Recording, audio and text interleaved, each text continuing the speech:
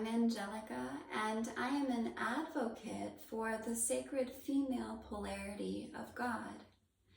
I am also a wife, a stay-at-home mother, a licensed massage therapist, and a certified yoga teacher. I share guidance and insight on the metaphysical anatomy of the human energy body, on clearing enemy patterning between the sexes, on creating relationship harmony between the sexes, and about the ongoing evolution of our human spirituality as it relates to our individual bodies and the individual family unit. If you enjoy what I have to say, please like and subscribe and consider sharing with a like-minded friend. So my first video today is going to be about a word that I see being used in divine feminine circles a lot, which I think the word is being misused, and I think that it's to our detriment as women and all both sexes of society as well as children. So the word is patriarchy, and I would like to focus in this video on distinguishing between what I would consider two elements of patriarchy that have defined our human history. And I would describe them as the religious patriarchy and the economic patriarchy. So the religious patriarchy is based in misogyny primarily. However, the word patriarchy has now become synonymous with misogyny. And I see it as harmful to us in many ways. And before I get into that, I just want to focus on distinguishing first between the religious patriarchy and the economic patriarchy. So the religious patriarchy is founded on the biblical story of Adam and Eve, where the female polarity is seen as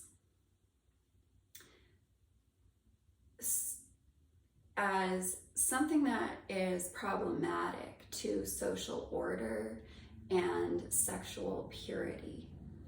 So there is a hierarchy that's created when you use only male imagery for God, and you only use phallic language for God, such as receive God, open yourself to receive God, God is within you. All of these phrases are primarily based in a male phallic image to describe our origins. And when this happens, it automatically creates a duality between God and humanity, where God is male and humanity is then the female polarity. And then as it branches off into our individual roles, the male role is seen as more connected to the essence of God than the female role. And the female role is seen as the symbol of our relationship as humans to God, but then it's applied to the relationship between men and women. So the hierarchy goes God, man, woman, child. And then at a certain age, a male child is seen as more valuable than a female child. So this is based in misogyny, and patriarchy in this system is a mechanism of misogynistic abuse. And the pain that women have experienced throughout the centuries related to this is something that was closeted for a very long time because women were forced into silence about it via intimidation, whether it be intimidation by male might and violence, or simply the threat of going to hell after you die. And obviously I'm speaking from a Western American perspective that is primarily based in Christianity. However, we all know that the other biblical religions are in many ways more violent to women. So, at least in one measure of the term, but the violence that is enacted upon women through philosophical dominance. So you start them off young, believing that their feminine essence is basically void and that it needs to be filled by God, and God is masculine. The idea then becomes that the female is void of purity and essence without the masculine polarity, and not the other way around. And then there's also, it's a lot of linear thinking. It's not really cyclical. It doesn't really acknowledge some of these more mystical truths that people have been pursuing for centuries.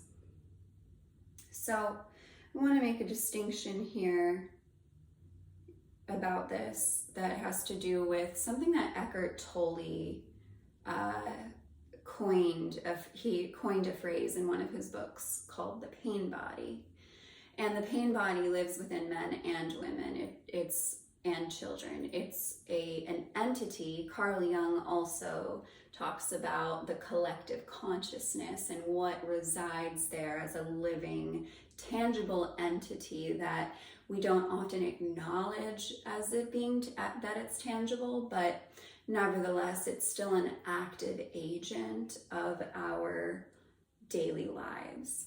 And so the pain body is an entity of the collective consciousness that is basically a massive weight of accumulated pain that people are born into and then further accumulate over their lifetime and then pass on to their children.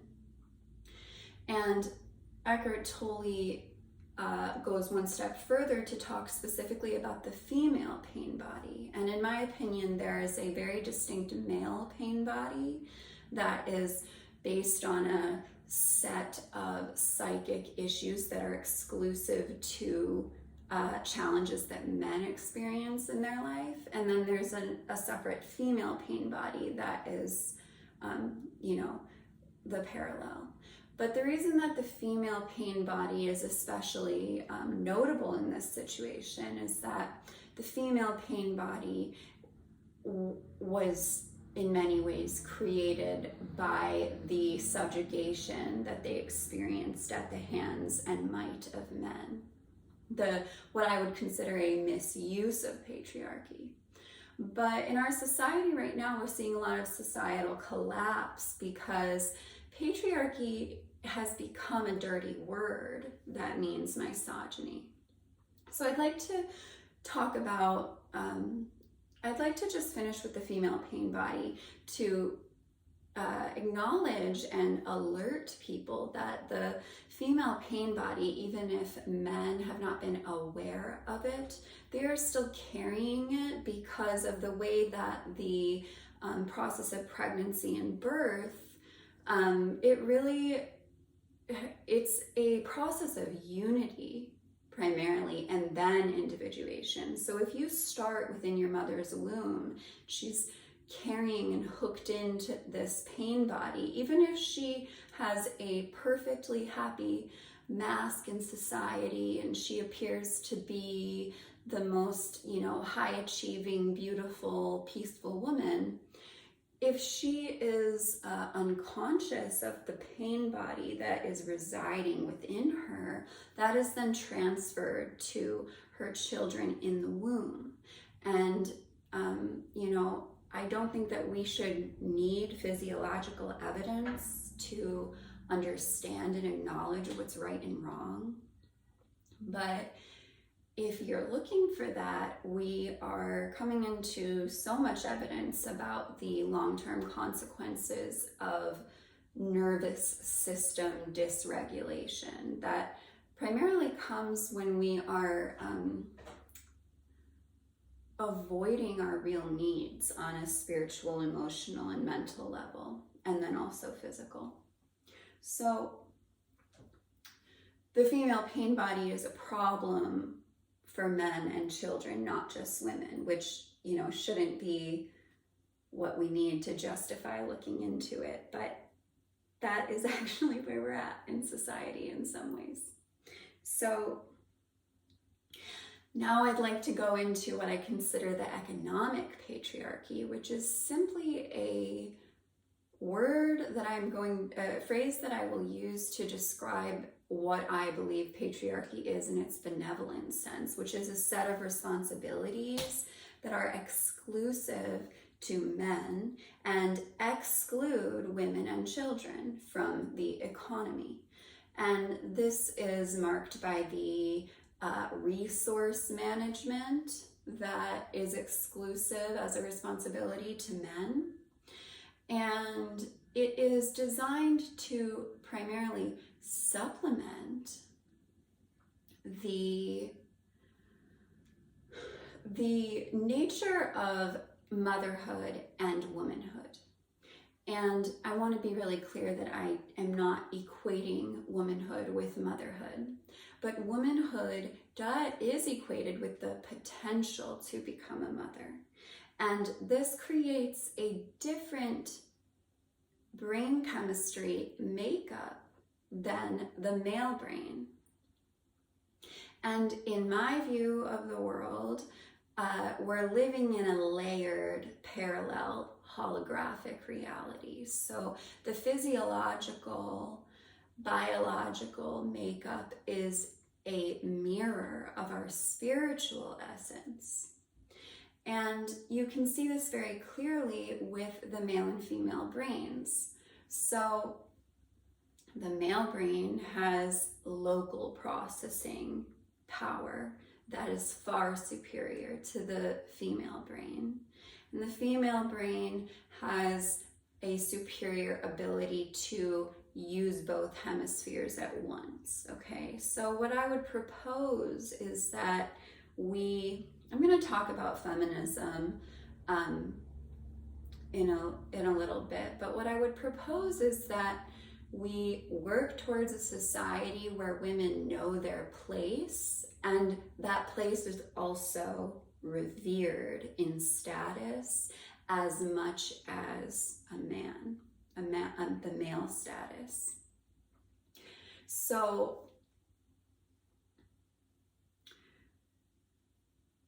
the issue here is that women have not had the choice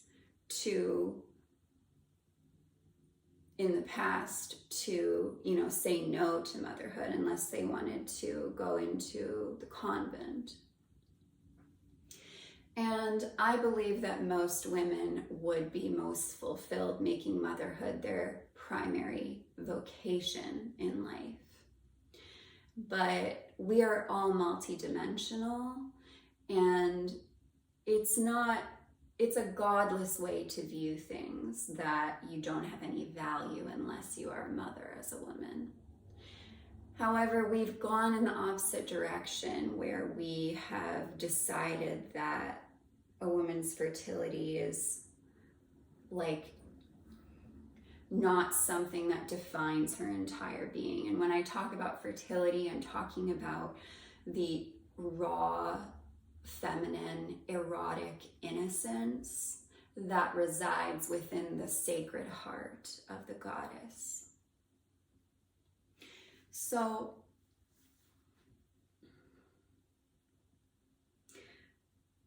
The local processing power that the male brain has is what creates the likelihood that they're going to succeed more at math and science. And this is a perfect supplement to the female expertise. But the issue is that we haven't valued the female expertise, and the male brain is prone to a specific weakness that the female brain is not prone to as much, and that is what I would call tunnel vision. So local processing power is like firing on all cylinders in one part of the brain. So it's like, I see it as women have like several roots that are very broad and spread out, and they're not as stable because they're more shallow. And that has been taken out of context and convoluted to see women as shallow in general. But it's important to understand that the ability to consider many elements outside of just like the tangible mechanical world, it provides expertise and it provides a valuable resource for society, but it also creates limitations that ideally the male role would just step in and handle, and that is what I consider chivalry. And then also what we've been missing throughout society, throughout years that really led to the explosion in the 1900s of the feministic revolution, is the voice of women being valued. And what we've done in the feministic revolution is we have used our voice in careless ways that really is coming from a form of entitlement, as if just being a woman and being oppressed having our sex be oppressed for so long just gives us the right to assert our authority in any matter. But what we really need is to understand the organic authority of men and the organic authority of women, so that women can know when to let a man lead, and then can also be revered when they choose to, set a verbal boundary and say, you know what, you have tunnel vision about this, and I respect you and look up to you as a man, and I expect the same in return as a woman. And there are areas of life that women really should have organic authority in. But because of the wild feminine, which I would use as a phrase to describe the sex power of women, so the power that inspires men to want to procreate and also to inspires men to become more virile.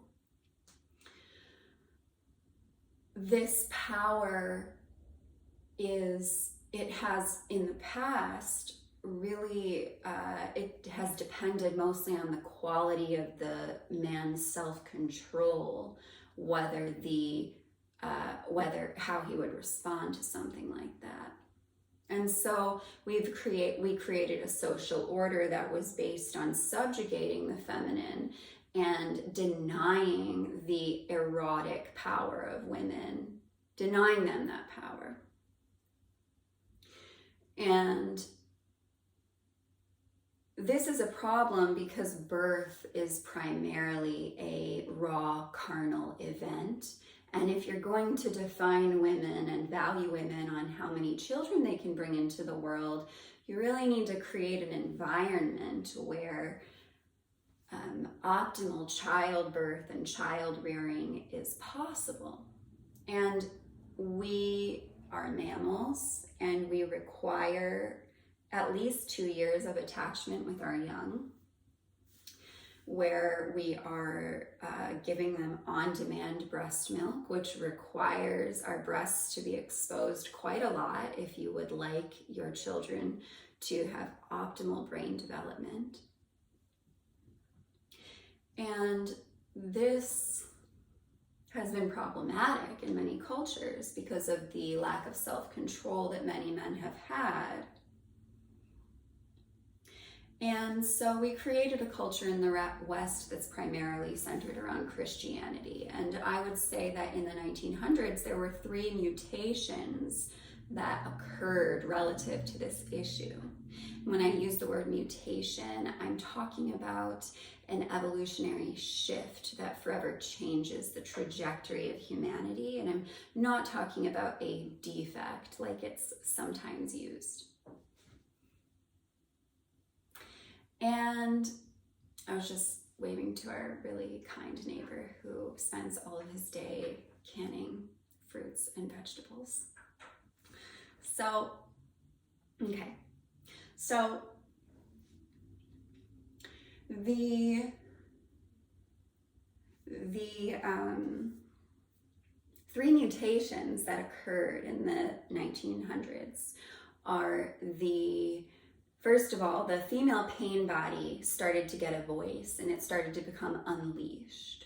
And women started to verbally demand to be acknowledged in the, motherhood and being a wife on its own, just being a wife or just being a mother and both together are really it's a labor that was not valued because it can't be measured, okay? So men are task-oriented and they have a task and then they get it done and then they take a break and then they have a list of tasks and it's just linear. They go from point A to point B, from point B to point C, and that's how the male brain works, and that's what has created the infrastructure of society. But because of the mother-baby dyad being a 24/7 responsibility, the role of motherhood has been overlooked in its challenge, especially because it's driven so much by benevolence in many ways that it appears that women often just have an endless supply of energy to pour into their young and their husband. But that cup does need to be refilled. It needs to be refilled through a good, wholesome sexual relationship. It needs to be refilled through sisterhood. It needs to be refilled through honest communication about boundaries and burnout and many things. So this explosion of the female pain body getting a voice in the 1900s coincided with 2 other things that I think are really overlooked by people who think that they are fighting for women's rights and female dignity. The 2 things are the media suddenly exploded, and for the first time ever, we were broadcasting messages to billions of people at once, okay? And this was a new form of social engineering because people's minds were being manipulated at this time through advertising for the first time ever, okay? So like the millennial generation, for instance, is quite immune to a lot of advertising because we were just raised with like hokey advertising, raunchy advertising, academic advertising, the list goes on and on. We were just gestated in constant advertisements, okay? But before, when advertisements were not as far-reaching, people just ate it up, hook, line, and sinker, whatever it was.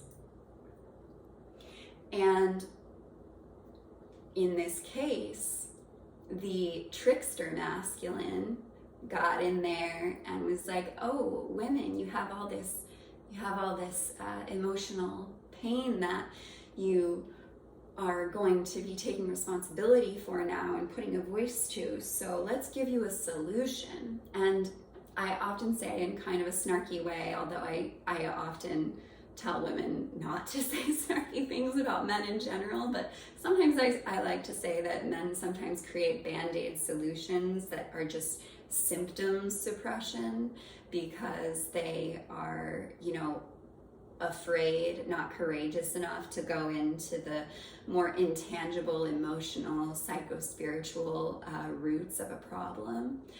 So I think it's funny and sad that seems to be what women have done in saying, like, you know what, we're just gonna basically prove that we can do anything a man can do.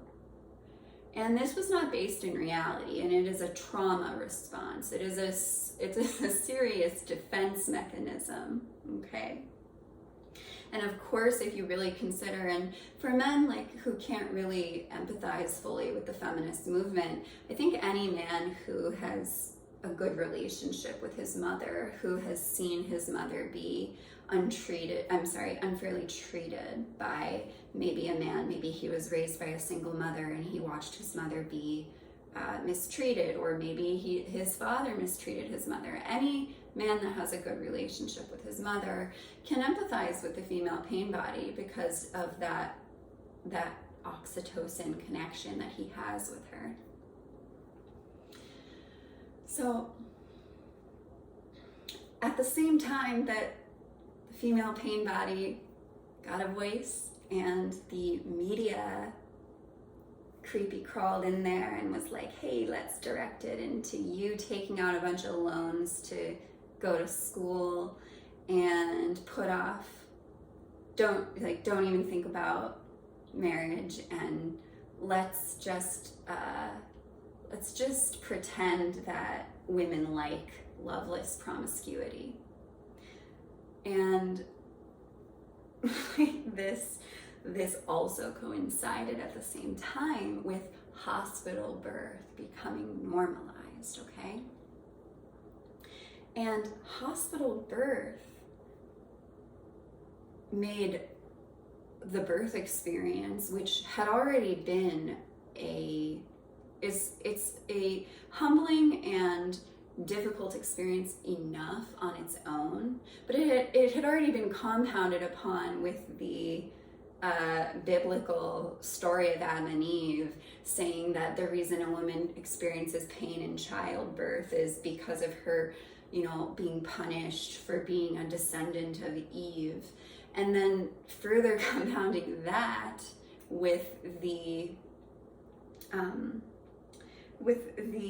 idea that we need to suppress and closet female sexuality at all costs, it took the erotic, carnal element out of birth altogether, and birth became a horror story, okay, where we were told that women died in childbirth all the time. And then when hospital birth was normalized, it became even more of a horror story. But it was worse, and it's become worse because there was a lot of smoke and mirrors, and we were told that it was for our own good, even though women have been giving birth and refining the evolutionary precision of giving birth since the beginning of time. So there's a very extremely delicate and precise hormonal sequencing that must happen in physiological mammalian birth.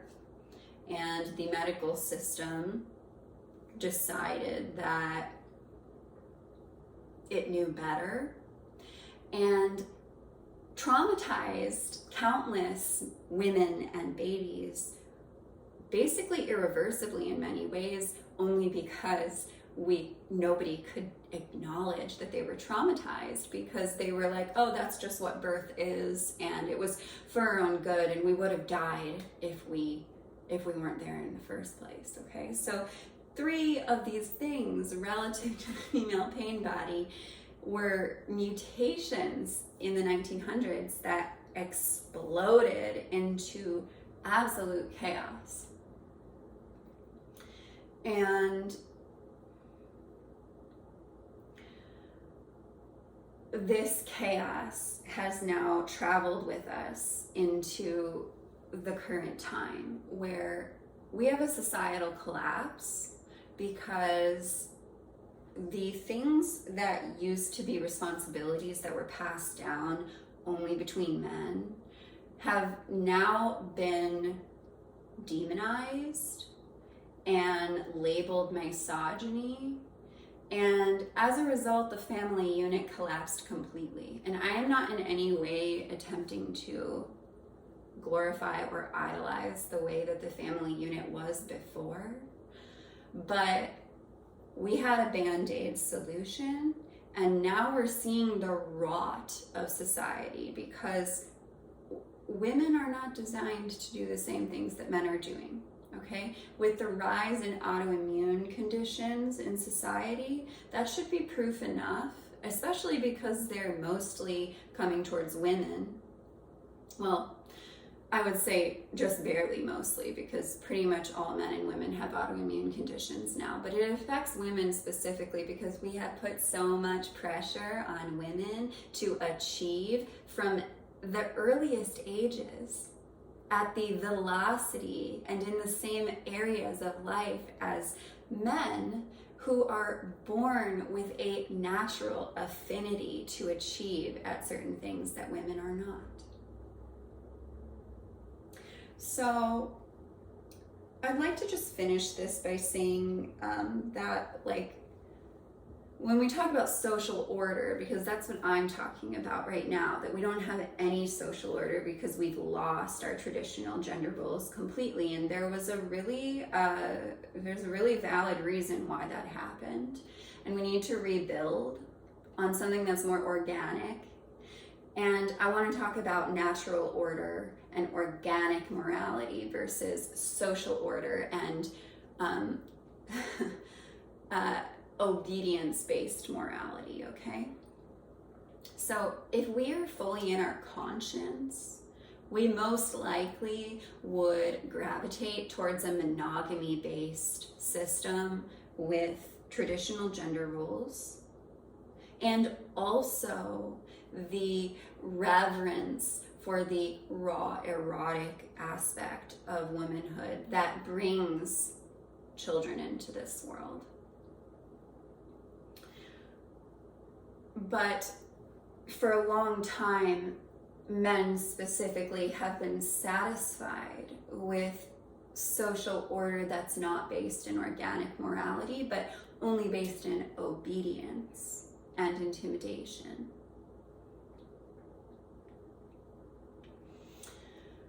And there are several topics that I will expand upon in the future on different videos, but I'd just like to finish by reminding women that any kind of misogyny-based abuse that they have experienced in their life, the goddess, the real female polarity of God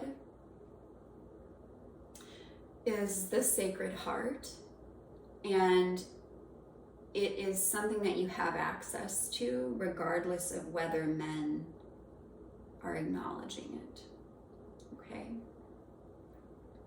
And to men, I would say that the Darwinian model and theory of survival of the fittest has really pushed this whole thing over the edge, because we've now created a theory about women being more manipulative and less trustworthy by nature because of our dependence due to our fertility. And if you believe this, you know, it's totally discounting what we know about oxytocin, that sex and loyalty go hand in hand. And it's more important in many ways that men feel like they have the space and option to connect to the Sacred Heart, because men have a lot of mutilated pathways that I'm going to get into. I think my next video is going to be about the consequences of male circumcision. And, you know, just everybody really is profoundly mutilated sexually in our society. And the only way that we're going to erect a new social order that honors the differences between men and women and also preserves the children, which really, you know, sometimes in religion, they talk about women being subservient to men. And if anybody's going to be subservient to anybody, I think that it should be women are subservient to children and men are subservient to what women need to be subservient to children. And if we have a society that's based primarily on preserving the children, then we can work together to really heal the sexual misery on this planet. But if both sexes are not going to be fully in their accountability and able to hold space for their own misery, we're not going to be able to approach these problems with self-control or deliberate emotional expression. And the answer is not going to come from going back to the way things were, because if it was a truly organic morality that was the foundation of that society, it would be impenetrable. It would be truly impenetrable. So just to close, I just want to let you know, if you don't already know, that I have an Instagram where I share a lot of free guidance and artwork on my page that is called Nymph Prayer. And there's a link in my bio there to my offerings. And I also counsel both men and women on various topics. And I have a sliding scale rate, so I'm really open to working with anybody that is sincere. So as we are finishing up 2020, I just want to give everybody encouragement and affirmation that the misery and the corruption on this planet, it will be healed if we can focus on this issue, that all of the issues that I brought up in this video. Take care.